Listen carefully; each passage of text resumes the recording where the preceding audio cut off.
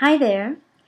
So, in my work and life, and just in general, I come across people all the time who tell me that what they want is this happy life. Right? I recognize that even within myself. So, I kind of figured that it's probably a universal thing, right? It's probably all of us as humans. That's something that we really want. But today, I want to talk to you a little bit more about why does a happy life also have to be a sustainable life? So, sustainability is a word we hear around quite a bit, and it seems to be a buzzword that's getting thrown about a lot these days with things like climate change and stuff like that, right? So, what does it actually mean, though? I'm going to try to break it down for you in a way that relates to your life, right? So, sustainability focuses on meeting the needs of the present without compromising the future. So that also means that it is about meeting our own needs without compromising the ability of others or future generations to meet their own needs. Now, this concept of sustainability is composed of basically three principles, or let's say three pillars. Okay, so they are economic, environmental, and social. And in layman's terms, they're also known as profits, planet, and people. So profits, planet, and people, right? So to have a happy life, which is what we want as we established, right? We need to have all of these priorities in balance. That is profits, planet, and people, economic, environmental, and social. We need to have these pillars in balance. Now, the question is, why do I say that? I say that because in this postmodern world we live in, people have adopted a consumeristic, capitalistic, individualistic kind of lifestyle where we rarely consider the consequences of our actions anymore. And just think about it, right? If you think I'm kidding, think about it. When last did you stop to consider your own everyday actions? Now, you might not like the answer you're coming up with right now in your head, right? But don't worry. You are not alone. And I say our because it belongs to all of us, right? Our blind ambition for progress at all cost has created these incredible, I want to say, three major divides as suggested by Dr. Otto Scharmer in his Theory U. Now, interestingly, those three divides relates directly with the three pillars of sustainability. And in Dr. Otto Scharmer, he talks about the spiritual divide. So he has three divides, which I'm going to share in a moment, but it is very, very, very interesting for me that his three divides are directly related to the three pillars of sustainability. And the one that relates to spirituality, which is the divide, is profits. Now, isn't that interesting, right? So what does it mean? It means that the way we spend our lives, our time, our hours on this planet, in this life, matters. Why? Because it is the currency that creates economy. You are the currency. You might not have known this before, right? But you are this planet's most precious resource in a sense, right? You are the ones that make all of this stuff happen. You are the currency that makes our economy run. Now there are other things. Every being on this planet is part of that ecosystem. But you're a very important part of this, right? And you might not have seen yourself as this. Now I heard a saying before. It says the wealth of a nation is in her people. And it is true, because if you look at a place like China, why have they arisen to become this superpower? Because they have a third of the world's population right there in one country, right? One geographical area. So these divides are continuously threatening to destroy life as we know it, right? The divides I mentioned that Dr. Otto Scharmer talks about is social, environmental, and spiritual. So as you can see, it's directly related to profits, people, planet, right? So if these divides remain unchecked, They cause us to drift further and further from our own innate humanity. And as trusted guardians of this entire ecosystem, it is our very humanity that connects us to ourselves, to each other, and to the natural world. Basically to our ecosystem, right? So our society, that is you, me, and even all of our governments at large, around the globe, they recognize and feel the repercussions of these divides. And I'm certain you know what I'm talking about, because you feel them every day. Now, this feeling is reflected in Deloitte's Shift Index survey, right? So a survey has been done by Deloitte's Shift Index, and they came up with the following. They said that 9 out of every 10 people on this planet agree that our world is not an ideal world for us to live and thrive in. And 80% of us don't like what we do and how we express ourselves in the world, which makes us unhappy, unfulfilled, and dissatisfied.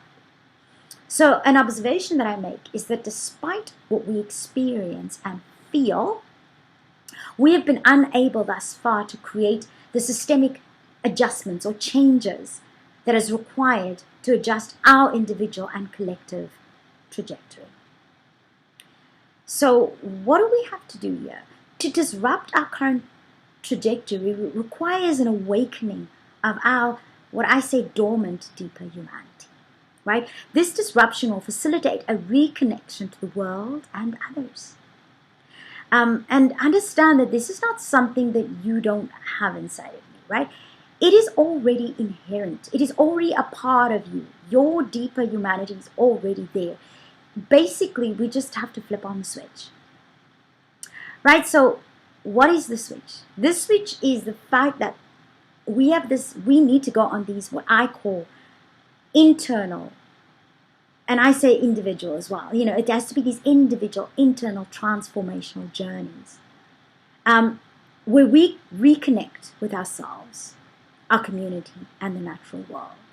And basically, that is flipping on that switch, right?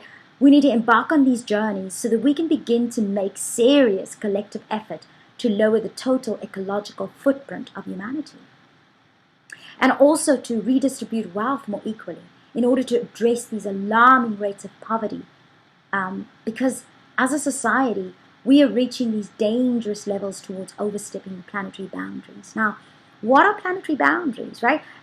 Our planet, basically, it is when the planet no longer has the resources to sustain the amount of people and organisms on it. Right now, here's the thing: we have enough resources, but we misappropriate and misuse those resources, right? We are unwise with that which we have on our planet. And this is the reason that we are going to be overstepping these planetary boundaries, not because we don't have enough, but because we have not been good stewards of what we have. So one of the reasons we are experiencing symptoms like climate change and global warming, well, I think it is our planet that is attempting to communicate with us.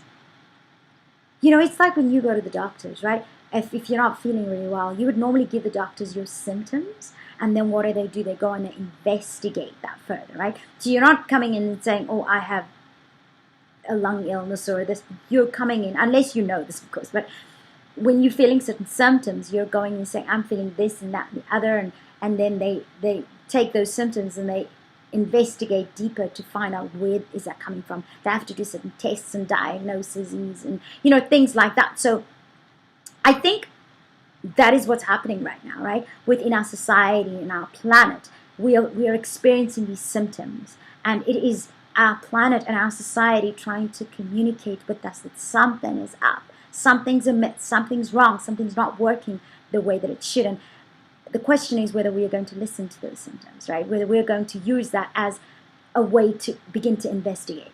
So whilst I say that, I think there are many people working on some of these challenges right now, but progress towards solving these and all of the many other challenges seem to be dangerously slow, despite the fact that there are all these people and organizations and movements working towards solving these problems. Now, why is progress so painfully slow? Why does such a huge gap exist between our knowledge and then our actions, right? Because there are things we know, but we don't seem to be able to move up into action. Now, I suggest that it is the allure of progress and personal enrichment, right? It has conspired to evolve us into these beings that has become these self-absorbed and selfish beings, right? It is now very challenging for us, of course, to think and act differently because it's become such a part of who we are as a society, right? It is now, I think this learned behavior has now embedded itself so deeply within our DNA that it becomes that which is our natural response, but it is not who we naturally are. So the reason, of course, why we need this incredible reset, and this reset is obviously allowed to happen when we go on these individual change or transformational journeys, as I call them, right? So we know that this is destructive, but we don't know how to change our destructive behavior, right? Because it has now become this interlinked web of chaos. I kind of refer to it oftentimes when I'm talking about it is like have you ever, been a kid and you've got this ball of yarn or a number of balls of yarn anyway, and you're chucking it up in the sky and down it comes falling on the ground, and you're trying to then unravel this. It becomes a heck of a job, right? To unravel a mess of wool on the floor. And I think this is where we find ourselves right now, or it feels like a mess of wool on the floor, but I do think it's beautiful chaos. I think it is something that if we listen, if we respond, then we as a society could truly grow through this. We could expand who we are right now. We could I want to say we could evolve, right, in our way that we think and approach life. But it is up to us now what we're going to do with this chaos, right? So I work in an arena often in what we call the change arena, where there's lots of organizations that I just spoke to you about. At the moment, at my last count, it was about 2.5 million charities, social enterprises, and other goodwill organizations that are working towards solving our problems, right? So I work in that arena. And, I ask the question, why are we not moving forward fast enough? We've got all this going on, right? And I'm a part of this, right? And I realize that it's because change agents even lack this deep and practical unity. Right? We've ourselves been stuck in a competitive paradigm for so long that we are still working in these silos and competing against each other for limited resources, right? So, as I said, those of us who are working in this arena, and some of you listening to me might be those people, right? Working in those arenas, and might be those people heading up some of these organizations, like myself, and we work alongside these 2.5 million other organizations, and we know what this means. That we know when we say it's taking so slow for this to happen, it should happen faster with the amount of resources we have going towards that. But why is this not happening? So I think that to see real progress, right, we will have to address the underlying divides by finding creative, innovative behavior change solutions where we can meet people where they're at and appeal to what we mentioned earlier, the selfish nature of us, right, of personal gain. That'll hopefully open up doors for us to go on these internal or personal internal evolutionary journeys, right? Where we find new levels of cooperation with each other. Because that's our superpower as human beings. We can cooperate, we can collaborate, and that's how we make the best tools, right? Because of our collaboration. That's how we've come to be at the top of the food chain. Not because anatomically we are at the top of the food chain, but because we have this ability to collaborate, right?